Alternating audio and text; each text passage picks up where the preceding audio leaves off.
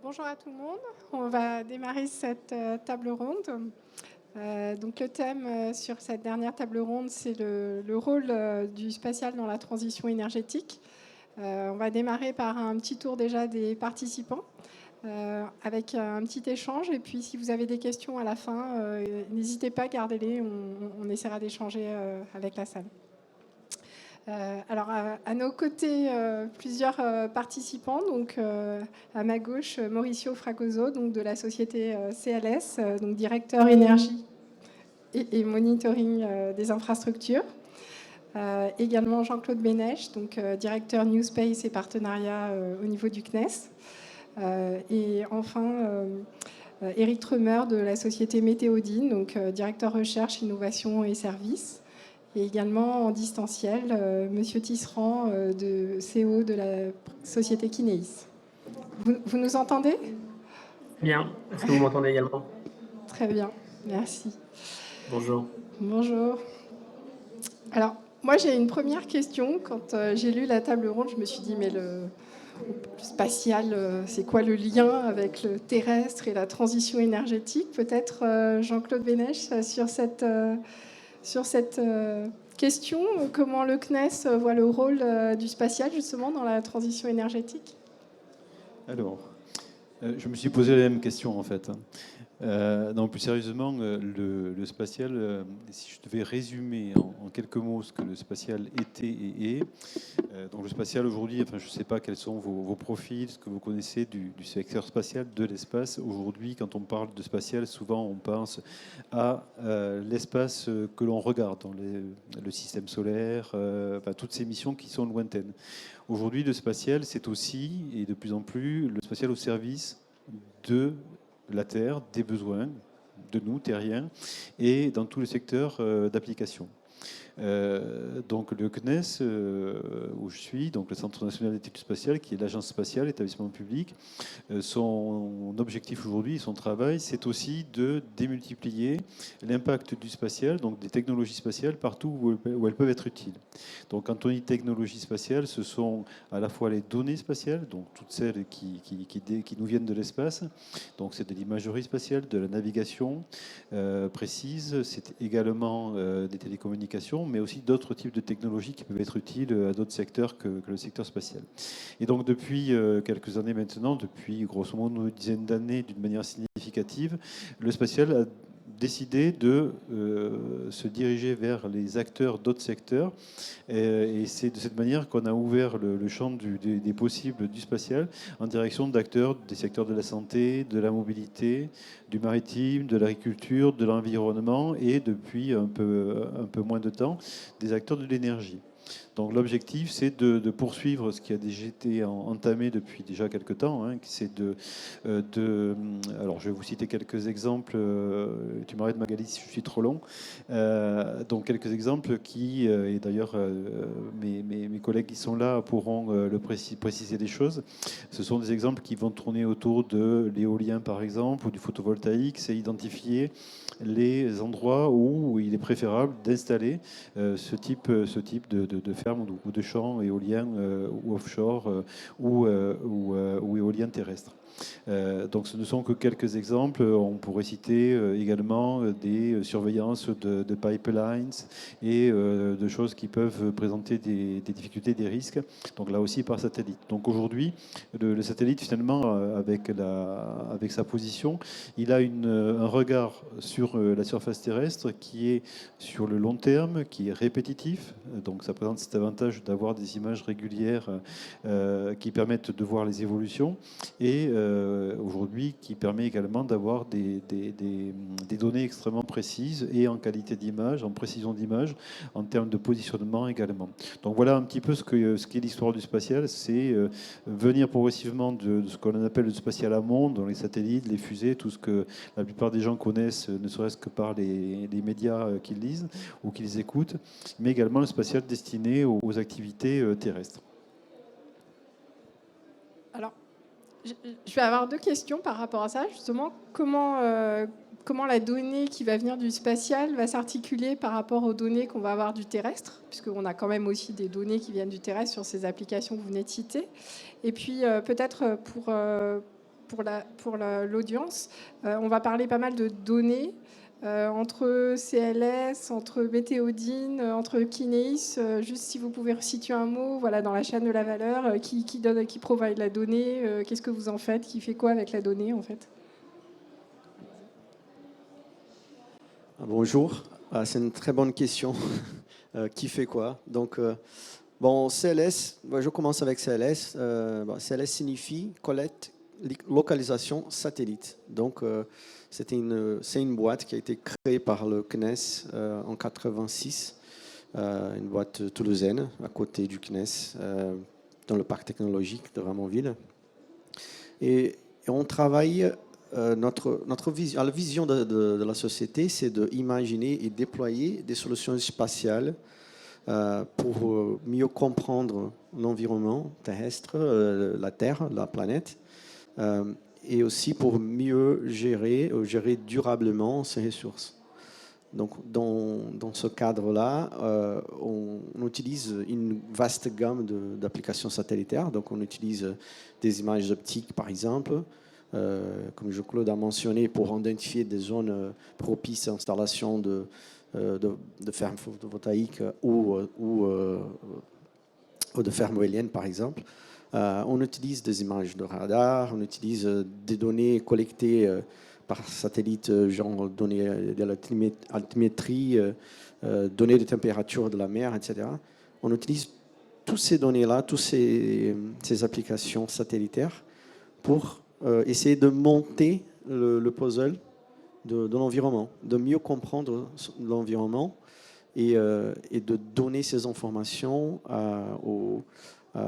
aux gens qui travaillent sur l'énergie et autres applications.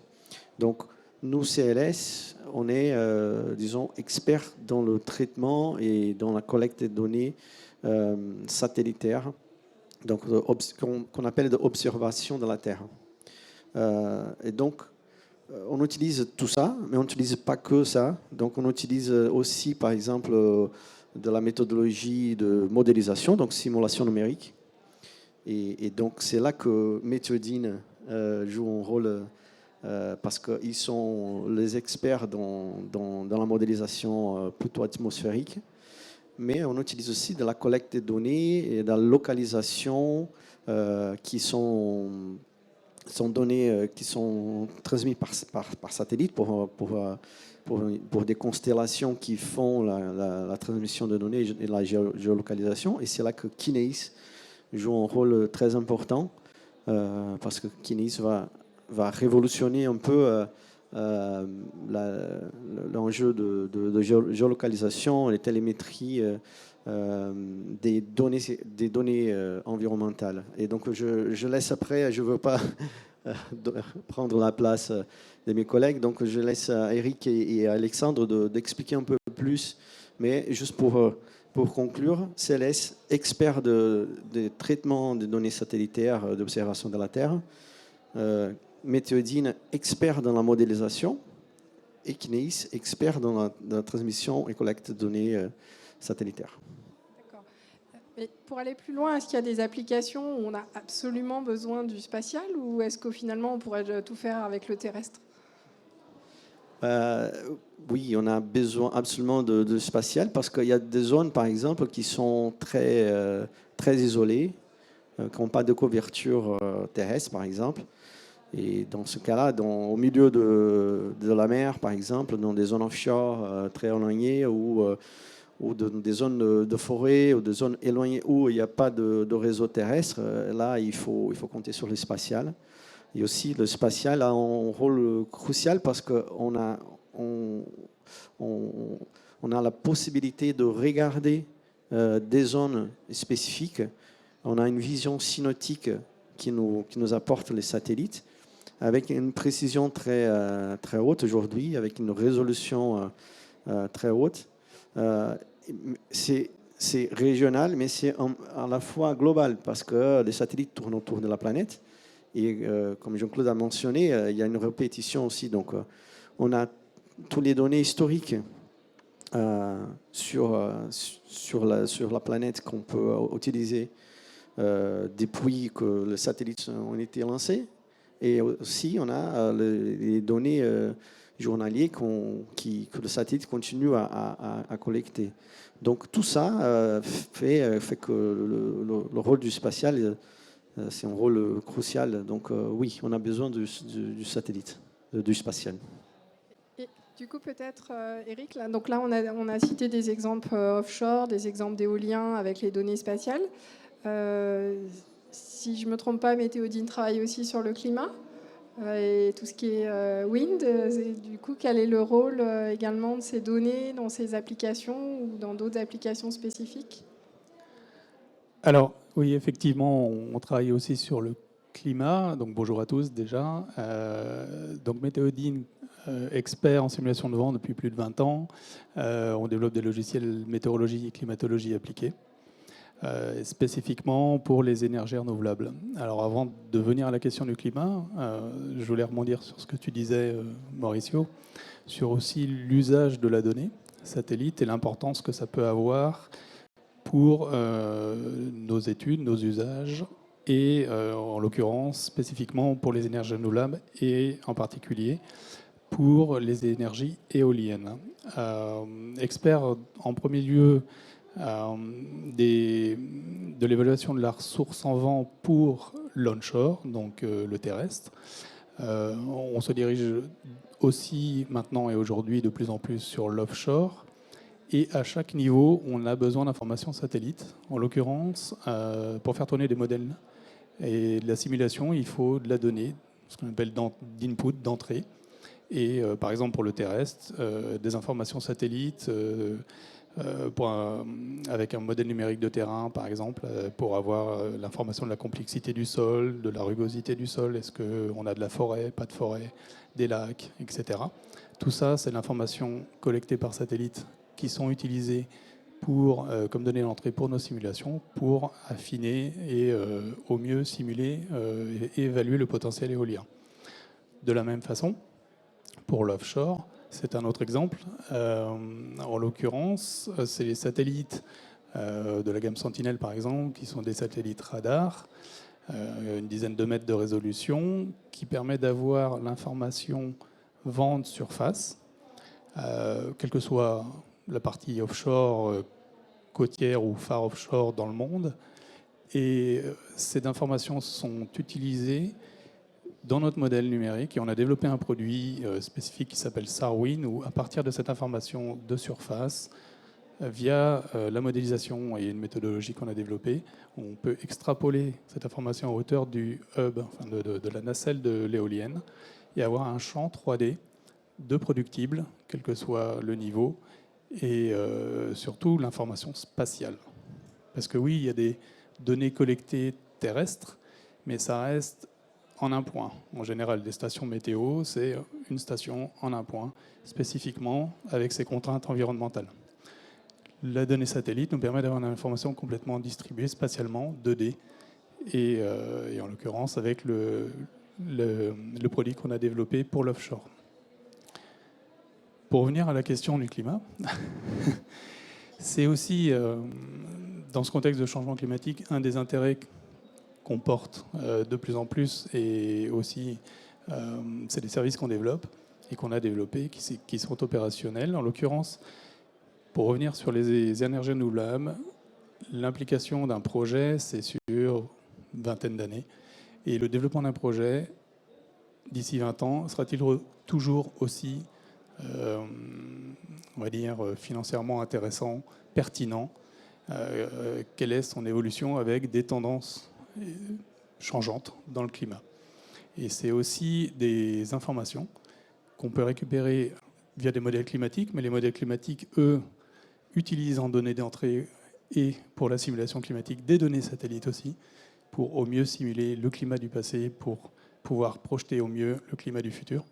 Et toutes ces informations sont collectées aussi, utilisées de notre côté pour aller plus loin, c'est-à-dire que on peut faire et étudier la ressource en vent et d'improductibles pour estimer une meilleure implantation d'un site offshore ou onshore, peu importe. Ça, c'est basé sur de la donnée climat, satellite du passé, et par des données aussi de projection, on peut estimer des tendances d'évolution. Quelles sont les nouvelles opportunités, les risques, donc quels sont les risques d'investissement, évidemment, aussi, de ce côté-là. Donc c'est aussi des tendances et le travail qu'on effectue, comment on utilise la donnée, nous, satellites, et l'importance de cette donnée aujourd'hui pour notamment la transition énergétique. D'accord, donc l'utilisation de données finalement en amont des projets pour les designer au mieux et puis voir leur pilotage et leur évolution éventuellement dans le temps. Du coup, on en arrive à Kineis, puisque si j'ai bien compris, le provider de données derrière, c'est Kineis.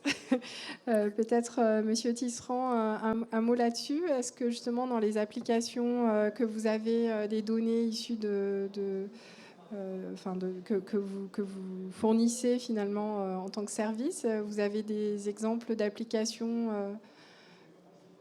en lien avec cette transition énergétique? Quelles sont les différentes applications issues de vos données? Oui, bonjour. Oui, tout à fait.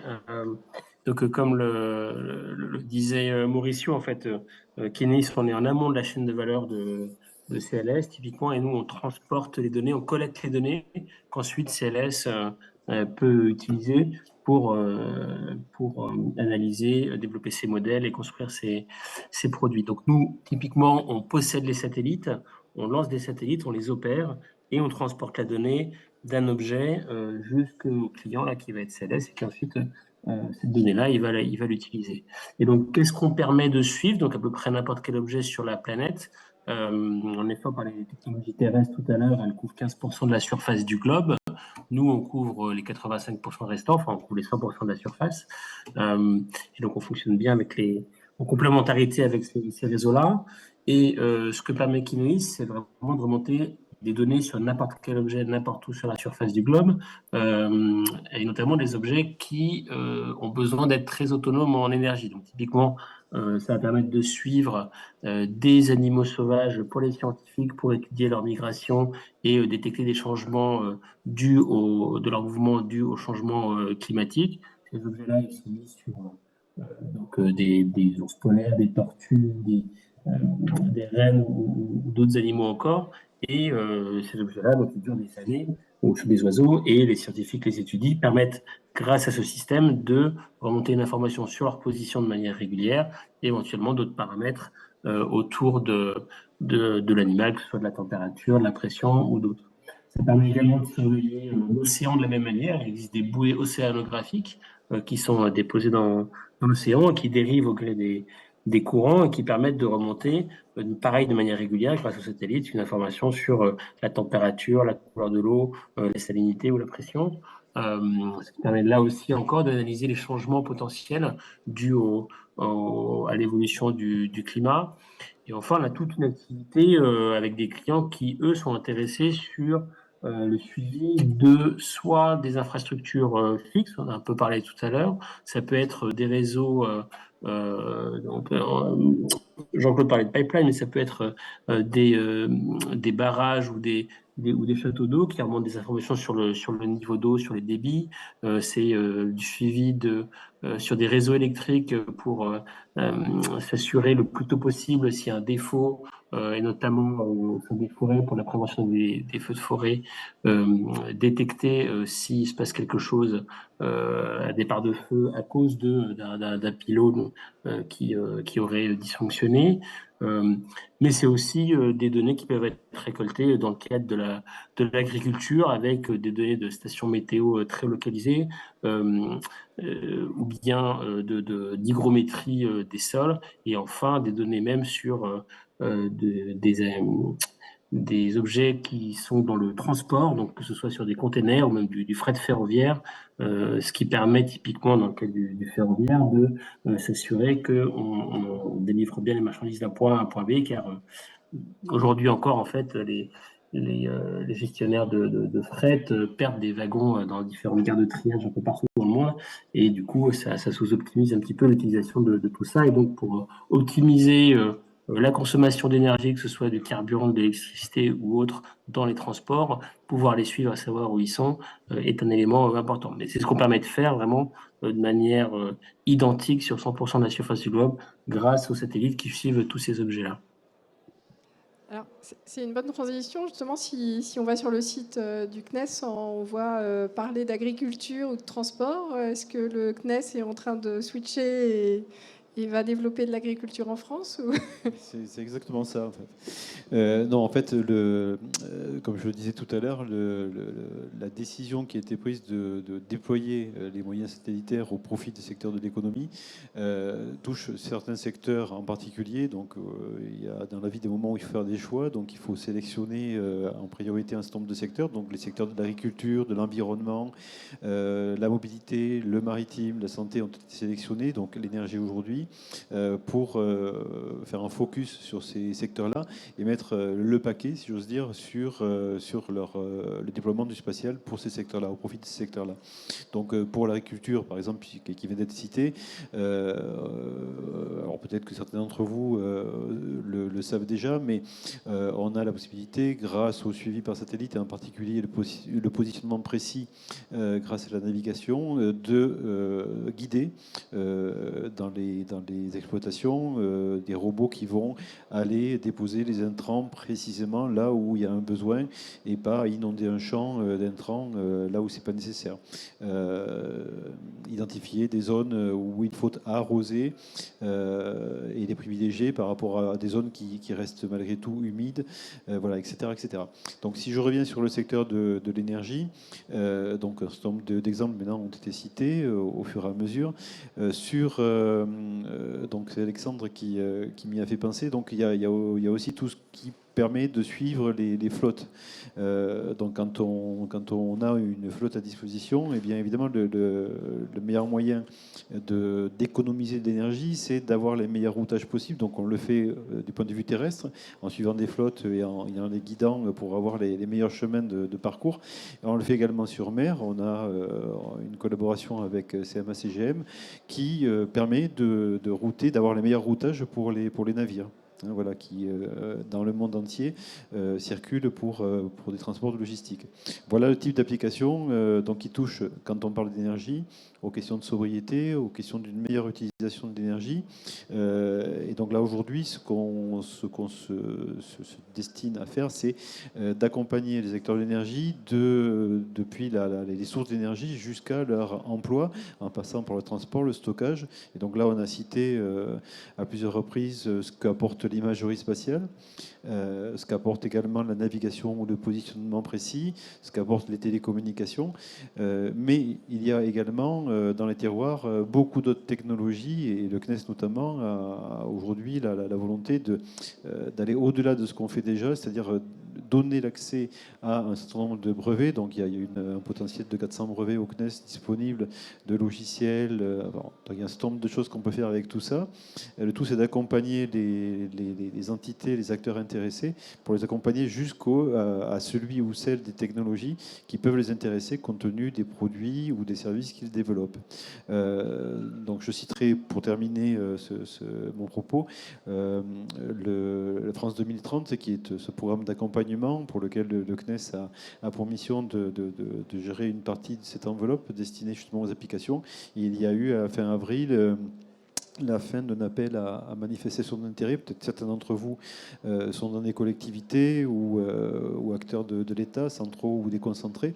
Donc cet AMI vient de se terminer et les acteurs ou opérateurs qui interviennent pour l'État ont fait part de leurs besoins. Et donc la prochaine étape là maintenant, c'est de faire un appel à projets et à propositions qui vont permettre de répondre à ces besoins-là. Et donc derrière, l'enchaînement, c'est évidemment naturel, c'est de souscrire à ces services, une fois qu'ils auront été développés, par des acteurs de l'État ou collectivités qui ont ces besoins, qui ont identifié ces besoins.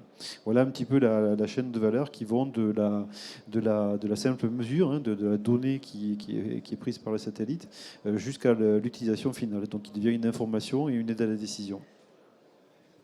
Alors, moi, j'ai une question polémique, hein, mais derrière toute cette donnée, elle a un coût énergétique. Comment vous voyez, justement, on parlait de sobriété, comment vous voyez ce lien avec la sobriété par rapport au coût de la donnée? Alors, je ne sais pas, peut-être CLS ou Kineis, comment ça se positionne? Je laisse, Je peux peut-être je laisse Alexandre répondre parce que... Ça parce que- marche. Là, c'est une très bonne question. Toute donnée créée a un coût énergétique, c'est évident. Nous, on a fait notre bilan carbone typiquement, et on aime que tout le monde puisse le faire et partager les données parce qu'on pense que ça contribue à la connaissance du sujet et à l'amélioration de nos émissions. Typiquement, on a calculé qu'un message Kiné, ça fait 3 grammes de CO2.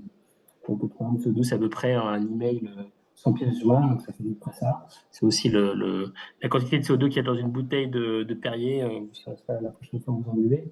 Mais tout ça pour dire que on cherche à évidemment minimiser l'usage au global pour minimiser le nombre de données.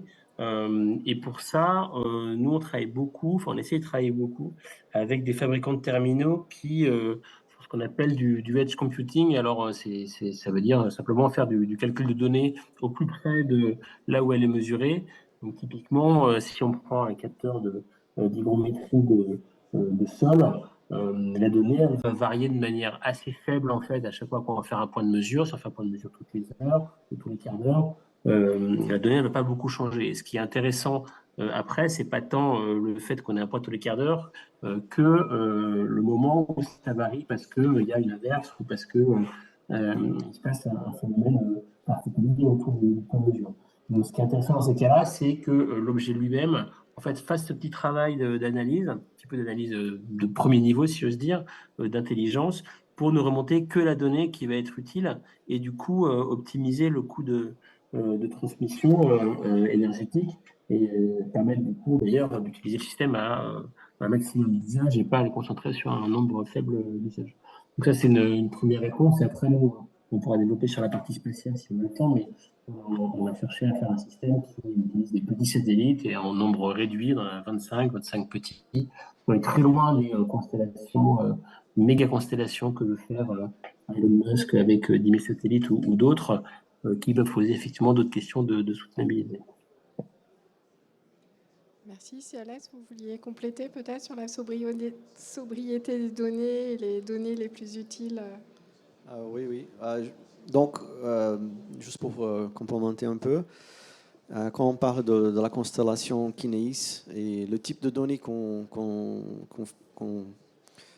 collecte et qu'on fait la transmission, on parle des données qui sont pas lourdes. En fait, c'est des données de quelques kilobytes qui sont transmises. Et on parle aussi des balises ou des équipements qui sont énergétiquement très économiques. Donc, et on peut dire qu'il y a même des équipements qui sont autonomes en termes d'énergie parce qu'ils utilisent des panneaux solaires pour avoir l'énergie pour fonctionner. Donc, de toute façon, c'est de l'énergie durable qui alimente ces équipements.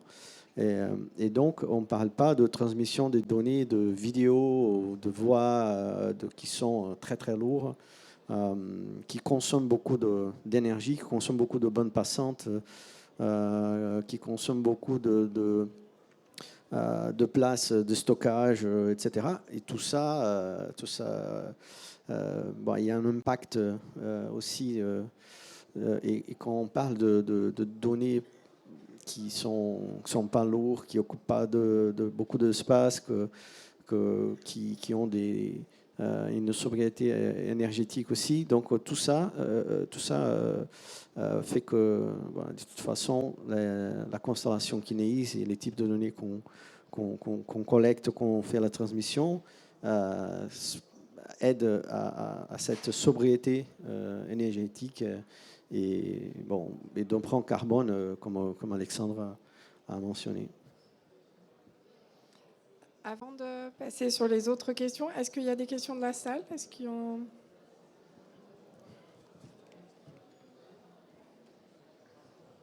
Merci, bonjour. Je voudrais savoir si le spatial permet d'évaluer assez précisément les émissions de gaz à effet de serre à l'échelle nationale, régionale, mondiale. Oui, alors effectivement, aujourd'hui, on a un certain nombre de missions et puis on va en avoir d'autres derrière qui effectivement permettent d'analyser CO2, méthane. Donc tout ça, c'est des missions effectivement. Alors il y a pas qu'en France d'ailleurs, hein, il y a un certain nombre de satellites dans le monde qui permettent de faire là aussi des mesures en fait. Tout ce qui est captation notamment, donc vérifier toutes les ressources qu'on a à disposition pour capter le CO2, etc. Donc effectivement, ça c'est quelque chose qui est assez maintenant courant, enfin courant.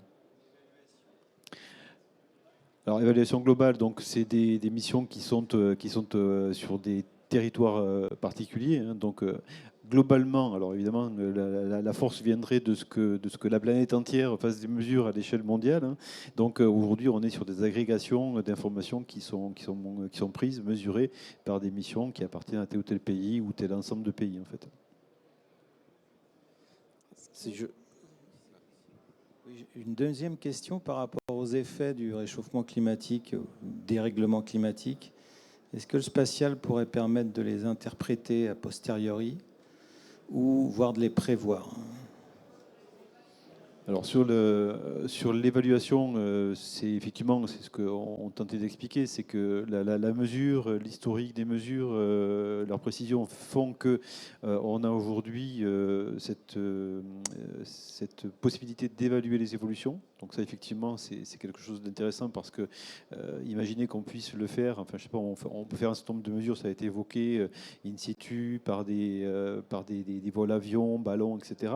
Mais vous imaginez le temps, le coût que ça représenterait. Donc là, satellite, revisite, capacité de prendre globalement les choses, les territoires d'une manière plus vaste. Donc tout ça, ça permet de gagner en échelle. Et donc aujourd'hui, on peut déjà voir des évolutions. Quand on intervient sur des catastrophes naturelles ou industrielles, c'est ce qu'on fait, hein. On va chercher les images d'avant, les images pendant, les images d'après, pour mesurer ce qui aura été reconstruit, où il faut reconstruire, etc. Donc on est sur ces temps successifs. Donc sur la prévision, ben là après, on fait intervenir évidemment des gens qui sont en capacité, donc des experts, des scientifiques. Donc le GIEC, c'est ce qu'il tente de faire, hein, et ce qu'il fait d'ailleurs très bien, c'est qu'il tente de voir plus loin et de dire, ben, en fonction de l'évolution qu'on observe, voilà où ça pourrait nous conduire. Je voudrais juste compléter justement sur ce sujet. Donc ce que tu dis, effectivement, c'est le travail du GIEC qui permet, par les modèles climatiques, de prendre en compte des données satellites, donc historiques, de se caler sur l'historique pour faire des projections. Dans une idée de est-on capable d'utiliser cette information pour limite l'anticiper, mais à très long terme. On ne parle pas de prévision, il fera beau après-demain. On parle effectivement dans 10, 20, 30, 50 ans. J'ai envie de dire, ça ne dépend pas que de l'information qu'on va capter par ces données satellites, ça dépend aussi de différents scénarios, des choix politiques. Et par exemple, donc il y a des scénarios démographiques, il y a des choix politiques, des efforts de sobriété. Ça va impliquer un changement ou pas aussi sur le climat. Donc il y a ce qu'on peut mesurer et on pourrait utiliser ces informations historiques, se dire j'ai des données satellites depuis 30 ans, je vois une tendance sur telle région et j'ai plutôt envie de dire que la tendance va plutôt aller dans ce sens-là. Mais ça va aussi dépendre des actions locales et particulièrement sur politique par exemple. Et donc la société Météodine, quand vous faites des travaux de modélisation en essayant de regarder justement l'évolution d'un site ou autre, vous prenez ces différents scénarios en compte, c'est ça? Donc oui, tout à fait. C'est-à-dire que le GIEC déjà fournit des scénarios en fonction de ce que je viens de dire, et donc font tourner leur modèle climatique basé sur ces scénarios, donc ce qui donne différents jeux de données, et donc finalement une enveloppe d'incertitude ou des scénarios qui nous donnent une certaine enveloppe de possibles pour se caler là-dessus et donc avoir pas juste un scénario, une réponse, c'est pas la vérité, c'est du probable. Est-ce qu'il y a d'autres questions de la salle? Alors, moi, j'en ai une autre, toujours dans les questions qui fâchent. Euh, on parle beaucoup aussi bon, on a parlé de nanosat et de données, mais on parle aussi de missions lunaires, de missions sur Mars, de vol habité. Comment ça se situe là au niveau de la sobriété ou du lien avec la transition, peut-être le CNES? Alors, bon, d'abord, il en faut beaucoup pour me fâcher, donc tu n'y arriveras pas. Mais non, en fait, c'est vrai que quand on. Enfin, j'imagine que certains d'entre vous qui sont venus peut-être par curiosité pour voir, pour comprendre ce que le spatial faisait là, c'est aussi ce parallèle qu'il faut comprendre. Il y a 2 ans maintenant, on a créé un incubateur. C'est le premier qui existe au monde. Hein. C'est pas pour la première que je dis ça, c'est juste pour dire que pour l'instant, on n'avait pas pensé à faire ce parallèle. Donc, un incubateur qui s'appelle Tech the Moon, qui est un incubateur donc, sur l'économie lunaire. Et son objectif, c'est de recruter des porteurs de projets et de les accompagner. Donc, le CNES apporte de l'expertise technique, d'autres acteurs apportent des expertises en matière de marché, en matière de business plan, etc. Et donc, l'objectif, c'est d'accompagner sur des solutions qui vont à la fois satisfaire des besoins de base lunaire, par exemple, mais également des besoins terrestres. Donc à ce titre, on travaille avec un certain nombre de partenaires pour accompagner dans cette direction, dans cette double direction qui regarde vers l'espace et qui regarde vers la Terre. Et donc on recherche des solutions qui satisfont les deux. Donc quand on se pose sur la surface lunaire, enfin, je n'y ai jamais été et je n'y irai jamais, mais quand on imagine qu'on connaît les conditions de vie, on a des conditions extrêmes en fait, qui par le seul fait de réfléchir à des conditions extrêmes peuvent conduire à des solutions utiles également sur Terre. Face à ce qu'on disait, on évoquait le changement climatique, etc. On sait que nos habitats vont devoir s'adapter, ils s'adaptent déjà. Et bien, comment on peut adapter des habitats qui seront autonomes, résilients, peu coûteux en énergie, comment on pourra recycler, eau, etc. Voilà le parallèle en fait. Hein. Donc, vous devez peut-être, vous avez peut-être entendu ce que Thomas Pesquet lui dit lui-même quand on lui pose ce type de questions, contrairement à d'autres points de vue qu'on trouve dans le monde ailleurs, en particulier outre-Atlantique, il dit le plan B de la Terre reste la Terre. Voilà. Donc, avec ces quelques mots, en fait, on comprend que quand on va travailler ou réfléchir ailleurs, c'est toujours pour ramener des solutions sur Terre.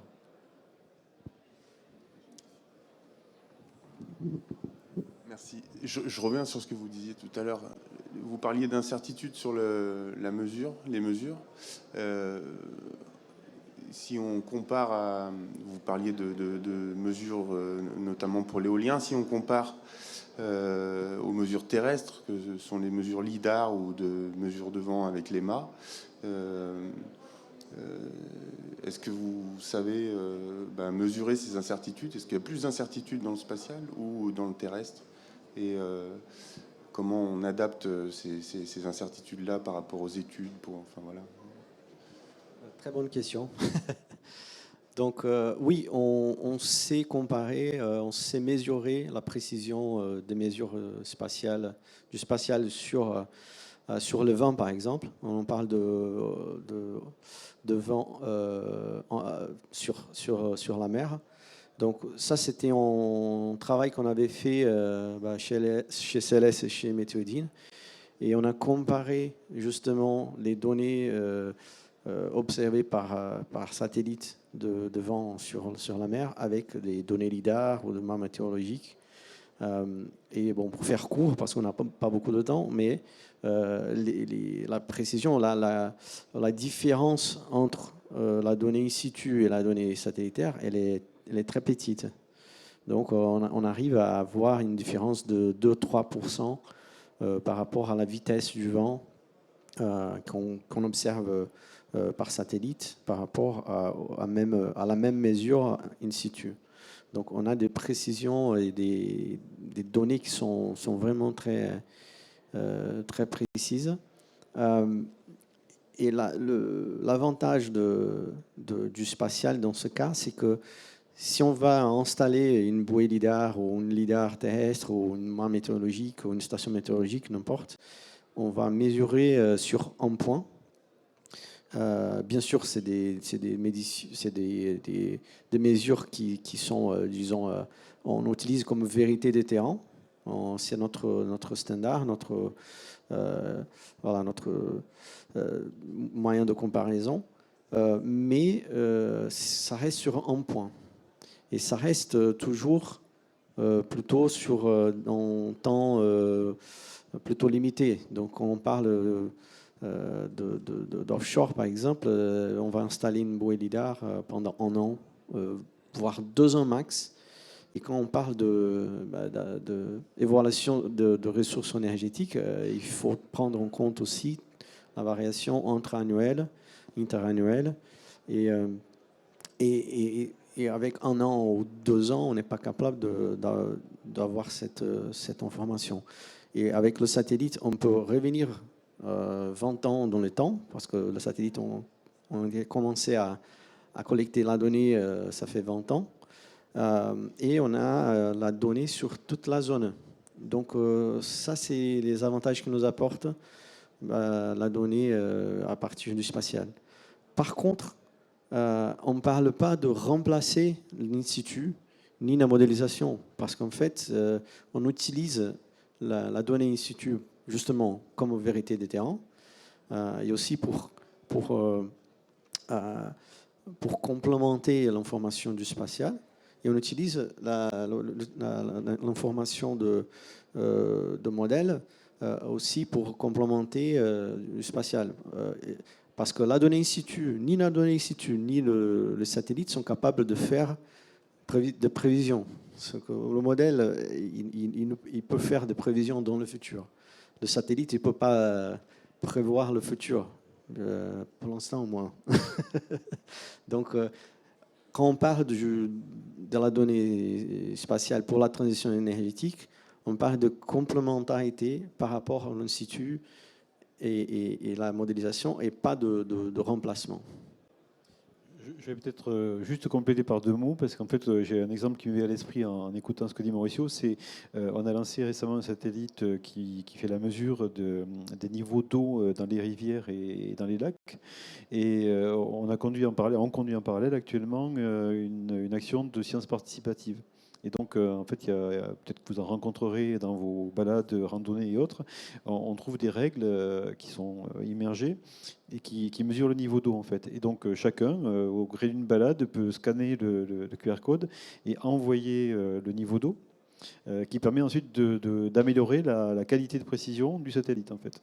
Voilà, donc pour dire qu'en fait, il y a une complémentarité du in situ et de ce que fait le spatial ou d'autres moyens.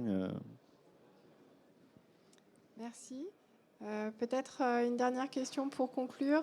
Comment vous voyez justement l'avenir et les perspectives sur toutes ces évolutions du New Space? Comment est-ce que ça va plutôt renforcer vers le lien avec la transition énergétique avec des data, ou est-ce qu'on va aller vers plus de sobriété et moins de données, ou voilà, qu'est-ce que si on se projette dans 10-15 ans, quelle perspective vous voyez, où vous aimeriez pousser? On a combien d'heures pour répondre à ça?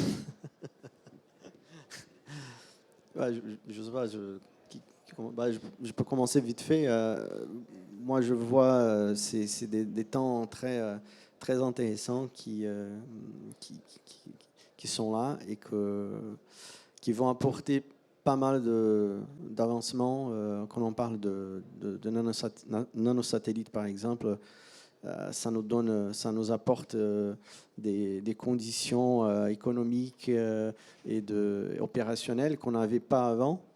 Et ça va nous permettre d'avoir de plus en plus de satellites qui font la mesure et qui apportent des capteurs pour faire la mesure directe ou indirecte.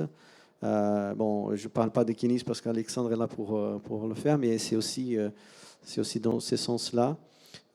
Donc, je pense que c'est des temps vraiment intéressants qui nous attendent, et que j'espère que les prochaines années qui vont venir vont vraiment révolutionner la façon comment on fait la collecte des données, l'observation de la Terre avec le New Space.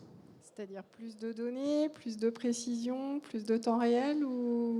Exactement, moins de temps de latence, plus de révisite, plus de précision spatiale, plus de précision temporelle. Et donc, juste pour donner un petit exemple, on utilise des données SAR, radar, pour faire pour surveiller et suivre le mouvement de sol. Et comme ça, on peut apporter des informations sur la stabilité de terrain et des infrastructures.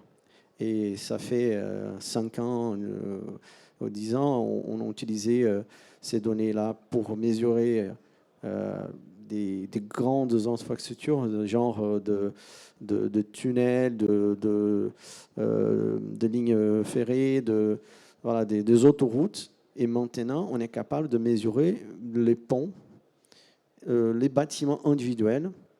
Et donc, de plus en plus, on va être capable de mesurer et de surveiller des infrastructures les plus petites et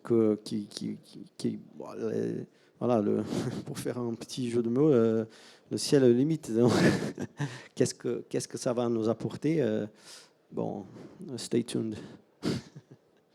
Jean-Claude, vous voulez rajouter un mot? Alors moi, pour reprendre ce que messieurs juste avant, je suis comme un satellite, en fait, je ne vois pas l'avenir. Donc, je ne peux pas vous dire précisément ce que sera l'avenir, hormis peut-être des améliorations techniques, technologiques, bien sûr. Ça, on cherche toujours la virgule, enfin le chiffre après la virgule en plus.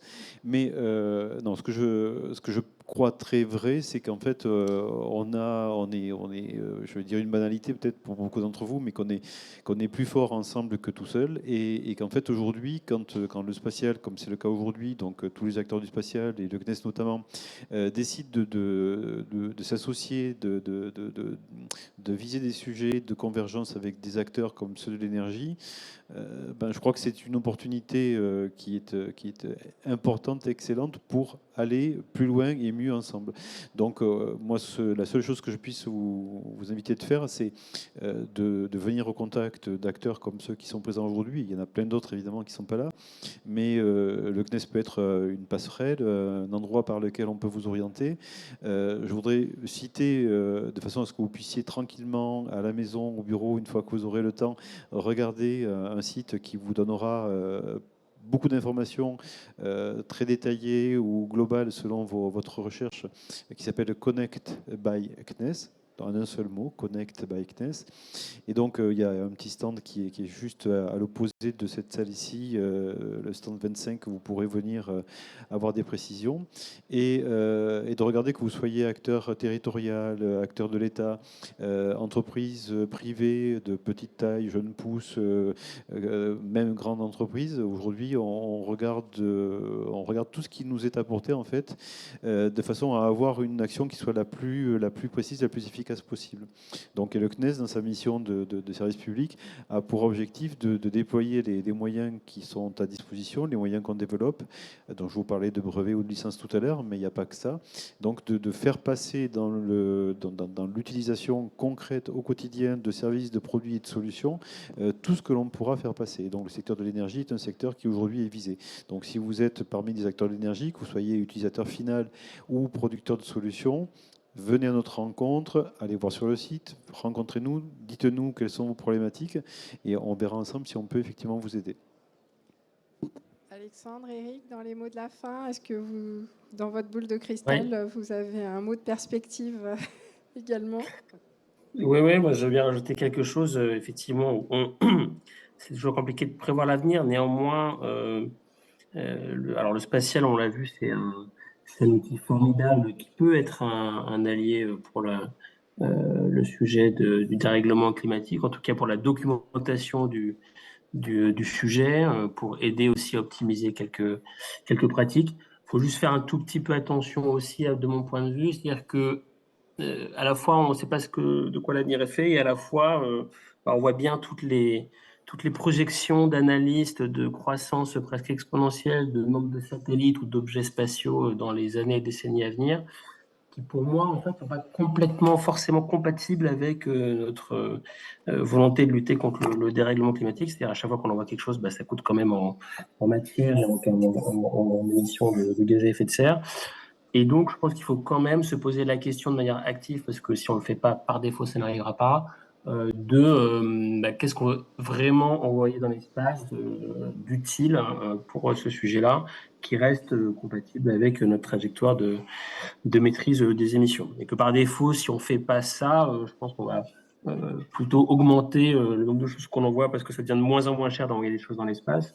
Avec ce que développe Elon Musk, on va pouvoir envoyer, réduire par 10, par 50 encore le coût d'envoi d'un kilo dans l'espace. Et ça, c'est pas pour moi de nature à venir nécessairement aider à la lutte contre le réchauffement climatique. Ça peut, certains usages, mais ça peut ne pas.